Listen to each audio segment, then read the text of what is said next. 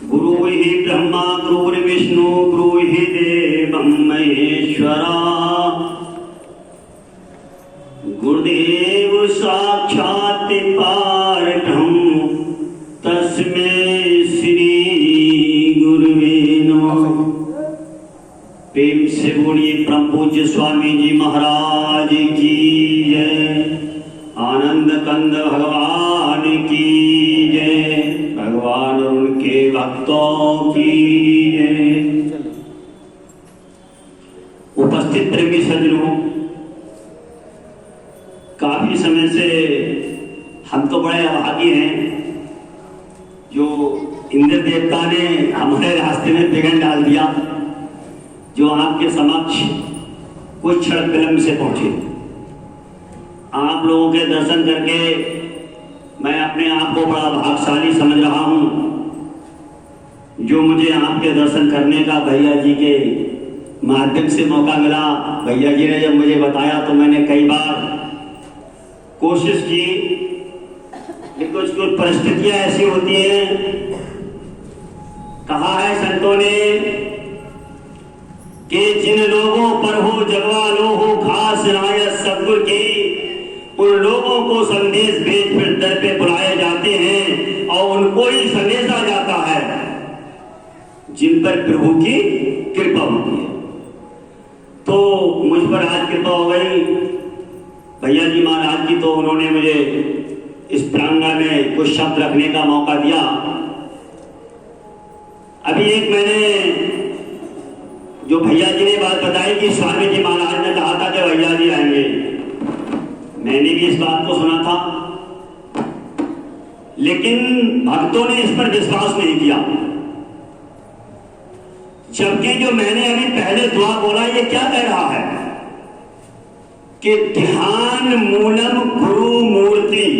सत्संग भैया जी सुनाएंगे, मैं नहीं सुनाता, मैं केवल कुछ बातें आपके समक्ष रखूंगा। ध्यान मूलम गुरु मूर्ति, पूजा मूलम गुरु पदम, और मंत्र मूलम गुरु वाक्यम, तो मोक्ष मूलम गुरु कृपा। ये जो दोहा है वो क्या कह रहा है कि हमें ध्यान किसका करना है? ध्यान हमें ध्यान मूलम गुरु मूर्ति, कि हमें गुरु की मूर्ति का ध्यान करना है, गुरु का अपने हृदय में ध्यान करना है। और पूजा किसकी करनी है?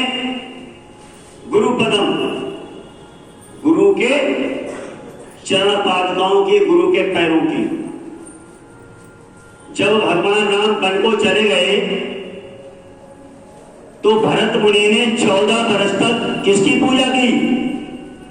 राज तो उन्होंने किया ही, लेकिन किसके अधीन रहकर किया? अपना राज समझ के किया उन्होंने। हाथ खड़ा करो, बहुत कौन बताएगा अपना राज समझ के किया था क्या? नहीं किया ना अपना राज समझ के। भगवान राम की चरण पादुकाओं को रख करके उन्होंने राज किया था। तो वही बताया जा रहा कि पूजा मूलम गुरु पदम, हमें अगर पूजा करनी है तो केवल गुरु की चरण पादुकाओं की करनी है।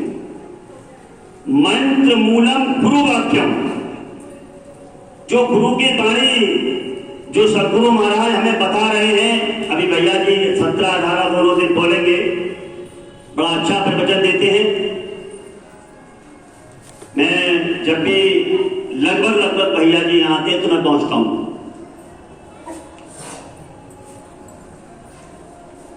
मंत्र मूलम गुरु वाक्यम, कि जो संत महात्मा अपने मुखारविंद से हमें बतला रहे हैं वो बात हमारे लिए कैसे हैं? जैसे कोई तंत्र विद्या सीखता है तो मंत्र जो उसको उसका गुरु बताता है मंत्र, ऐसे ही गुरु के जो शब्द हैं वो हमारे लिए मंत्र के समान हैं। सच्ची वाणी है, लेकिन फिर भी स्वामी जी महाराज ने कहा तो हमने उसमें संदेह पैदा किया कि हो सकता है आएंगे या नहीं आएंगे। जबकि संतों ने कहा कि सतगुरु पर विश्वास करो, ये बात नहीं घबराने की। और कुछ ही समय के बाद सज्जनों बदलेगी हवा जमाने की। बदलाव की प्यार जो है वो चालू हो गई है।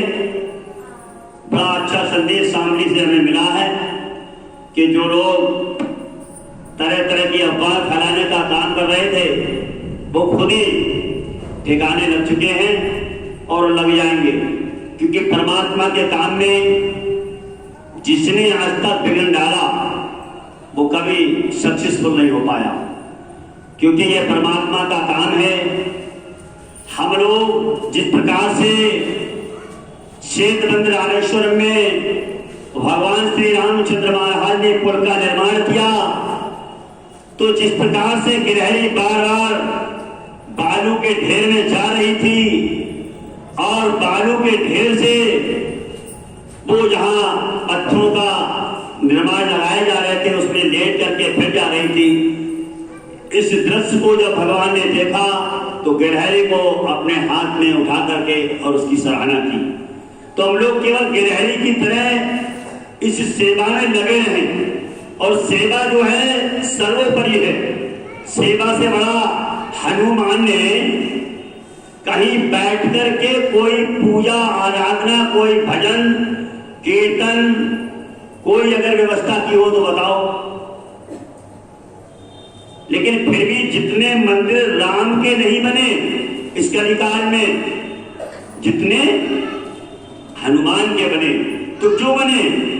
क्योंकि उनके मंदिर जो, उनकी जो सेवा थी, उस सेवा के भाव से भगवान प्रसन्न हुए। हमें अगर गुरु महाराज की आत्मा को प्रसन्न करना चाहते हैं, और जब तक आप सेवा नहीं करेंगे तन से, मन से और धन से, तीनों चीजों से, कहा संतों ने कि तन पवित्र सेवा किए और धन पवित्र कर दान और मन पवित्र सुमरण किए तो तिरविद से कल्याण। जब तक हम सेवा नहीं करेंगे तन की, तब तक हम वहां धन नहीं दे सकते, और जब तन की सेवा नहीं करेंगे, धन की सेवा नहीं करेंगे, तो भजन में मन लगने का सवाल ही पैदा नहीं होता। कोई जीव ये कहे कि मैं डायरेक्ट भजन करूंगा, हमारे पास ऐसे भी लोग आते हैं, कभी साल साल भर सत्संग में कहीं नहीं जाते, ना कहीं दरबार में सेवा करते हैं, और जब उनसे बात होती है तो कहते हैं हम तो भजन खूब करते हैं। कभी कभी तर्क भी कर देता हूं मैं, लेकिन फिर भी हमारा काम नहीं है कि हम ज्यादा, क्योंकि ज्ञानी से ज्ञान करे, मूर्ख से डरे। ज्ञानी से ज्ञान करे, मूर्ख से डरे। अगर उठा ईंट मार दे तो बिना मौत मरे। खामो खामे किसी से तर्क करना अपना काम नहीं। लेकिन ये बात बिल्कुल निश्चित तौर पे कि आप दरबार की जब तक सेवा नहीं करेंगे तब तक आपका मन भजन में किसी प्रकार से लग नहीं सकता, और जब तक भजन में मन नहीं लगेगा तब तक गोस्वामी तुलसीदास जी ने रामायण में लिखा कि पारुमते ग्रत होते हैं और सिकता थे बलतेल और बिन हरि भजन न भवतरे तो ये सिद्धांत अपेल। हालांकि समुद्र के मंथन से मक्खन नहीं निकलेगा, लेकिन फिर भी कवि ने कल्पना की तो हो सकता है कि समुद्र के मंथन से मक्खन की प्राप्ति हो, मक्खन निकले। बालों के पेरने से हो सकता है कि तेल की प्राप्ति हो। हालांकि दोनों चीजें असंभव हैं, लेकिन फिर भी कवि ने कल्पना की और गोस्वामी तुलसीदास जी ने उसको लिख दिया कि हो सकता है असंभव भी संभव हो जाए। लेकिन कहा कि बिन हरि भजन न भवत रहे ये सिद्धांत अपेल। जब तक हम हरि का भजन नहीं करेंगे तब तक आवागमन के बंधन से मुक्ति नहीं हो सकती। और हरि का भजन कब करोगे? जब दरबार की सेवा करोगे। तो कुछ लोग सेवा को अपना महत्व नहीं देते, ये समझते हैं कि हम ये खामोखा का समय लगा रहे हैं। इतने पास में सेवा जीवों को मिल रही है, ये बहुत भाग्यशाली है हम लोग जो इस प्रांगण में पड़ोस में ही भाई 10, 15, 20, 25 किलोमीटर होगा बोलीपुरा, लोग 300, 400, 500 किलोमीटर जाते हैं दरबार की सेवा करने के लिए। इस दरबार की सेवा करने के लिए पिछले जब हम इतिहास में जाएंगे, सत्य त्रेता